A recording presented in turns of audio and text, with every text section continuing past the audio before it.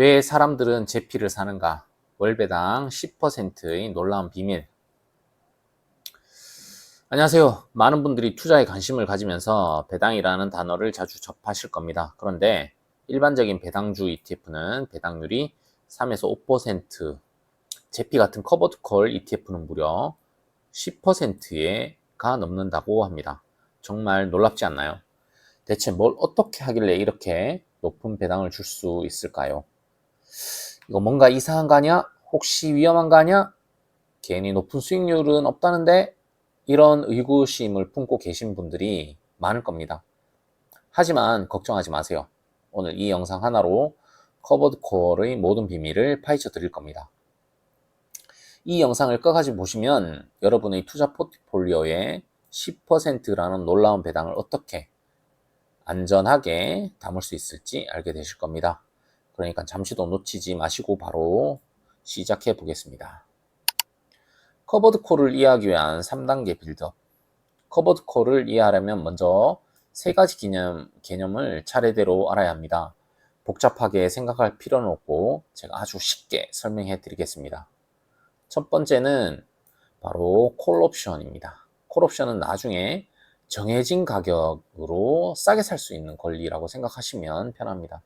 예를 들어 한 달 뒤에 비싼 포도를 400만 원에 살 수 있는 권리를 10만 원에 산다고 생각해 보세요. 한 달 뒤에 비싼 포도 가격이 450만 원이 되면 여러분은 이 권리를 행사해서 400원에 비싼 포도를 사고 시장에 450만 원에 팔아 50만 원의 이익을 얻을 수 있죠. 물론 10만 원은 미리 지불했으니 순이익금은 40만 원입니다. 이게 바로 콜옵션을 사는 사람의 입장이고요.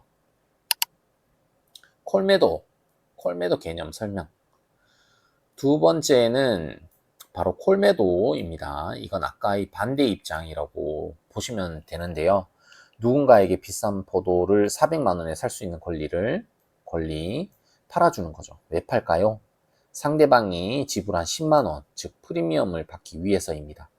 이 사람들은 비싼 포도 가격이 한 달 뒤에 400만 원 근처에 있거나 오히려 떨어질 거라고 예상하는 거죠. 커버드 콜의 핵심. 이제 마지막 오늘의 핵심인 커버드 콜입니다. 콜 매도는 만약 주가가 폭등하면 엄청난 손실을 볼 수 있는 위험이 있습니다. 400만 원의 비싼 포도를 팔 권리를 줬는데 비싼 포도 가격이 1000만 원이 되어버리면 팔아준 사람은 손해를 보겠죠. 그래서 이런 위험을 덮어주기 위해, 즉 커버하기 위해 주식을 함께 가지고 있는 전략이 바로 커버드 콜입니다. 주식을 가지고 있으면서 동시에 콜옵션을 팔아 프리미엄을 받는 거죠. 주가가 올라가면 콜옵션으로 생긴 손실을 주식 상승분으로 메울 수 있습니다. 이렇게 하면 리스크는 줄이면서 매도 프리미엄이라는 수익은 꾸준히 얻을 수 있게 되는 겁니다.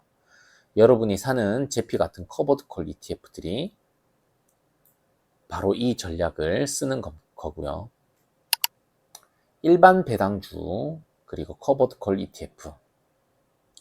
일반적인 배당주 ETF들은 주로 기업들이 벌어들인 수익을 주주에게 나눠주는 배당을 통해 수익을 얻습니다. 반면 제피 같은 커버드 콜 ETF는 이 배당에 더해 콜옵션을 팔아 얻은 프리미엄을 주된 수익원으로 삼습니다. 이 프리미엄이 워낙 크기 때문에 결과적으로 10%가 넘는 높은 배당률을 기록할 수 있는 거죠. 커버드 콜의 장점. 커버드 콜의 가장 큰 장점은 꾸준한 현금 흐름을 만들어낸다는 겁니다. 주가가 횡보하거나 소폭 하락해도 콜 매도 프리미엄을 계속 받기 때문에 수익을 낼 수 있어요. 특히 몇 년째 주가가 제자리 걸음인 시장이나 자산에 투자하면 일반적인 주식 투자보다 훨씬 좋은 수익률을 올릴 수 있습니다. 여러분 투자가 매일 오를 수만은 없다는 것 다들 아시죠? 커버드 콜의 치명적인 단점. 세상에 공짜는 없습니다. 커버드 콜에도 치명적인 단점이 하나 있는데요. 바로 상방이 막혀 있다는 겁니다. 주가가 폭등했을 때 콜옵션 매수자가 권리를 행사하기 때문에 우리는 그 폭등으로 인한 이익을 얻지 못해요. 예를 들어 100만 원짜리 주식이 300만 원이 되었을 때 일반 주식 투자자는 200만 원의 이익을 얻지만 커버드 콜 투자자는 콜 매도로 인한 수익만 얻게 됩니다. 또한 주가가 급락할 때 일반 주식과 마찬가지로 그대로 손실을 다 맞게 됩니다. 하락은 그대로 맞으면서 상승은 제한되는 비대칭적인 구조를 가지고 있죠.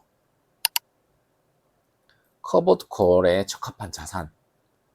그래서 커버드 콜은 어떤 자산에 투자해야 할까요? 주가가 크게 오르지 않고 꾸준히 횡보할 것 같은 자산에 가장 잘 어울립니다. 예를 들어 배당주 ETF인 슈드나 오랫동안 박스권에서 움직였던 코스피 200 같은 지수가 그렇죠. 반대로 나스닥 100이나 테슬라처럼 상승을 기대하고 투자하는 자산에는 잘 맞지 않습니다. 제피 대 슈드 비교. 자, 그럼 이제 많은 분들이 궁금해하시는 제피와 슈드를 비교해 볼까요? 슈드는 배당 성장에 초점을 맞춘 ETF입니다. 현재 배당률은 낮지만 배당금이 매년 꾸준히 성장하는 것을 목표로 하죠.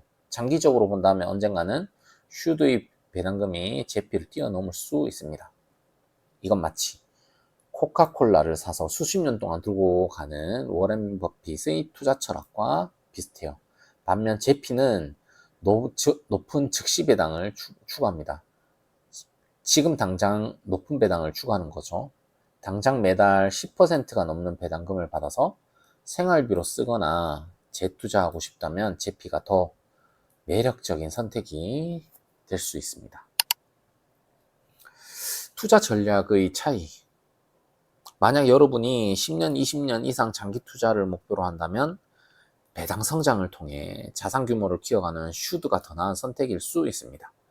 하지만 당장 은퇴 후 생활비나 추가적인 현금 흐름이 필요하다면 제피가 더 유용하겠죠.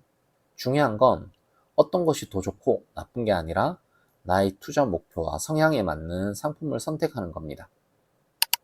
커버드 콜의 잠재적 리스크. 마지막으로 커버드 콜에 투자할 때 꼭 알아야 할 3가지 리스크를 말씀드릴게요.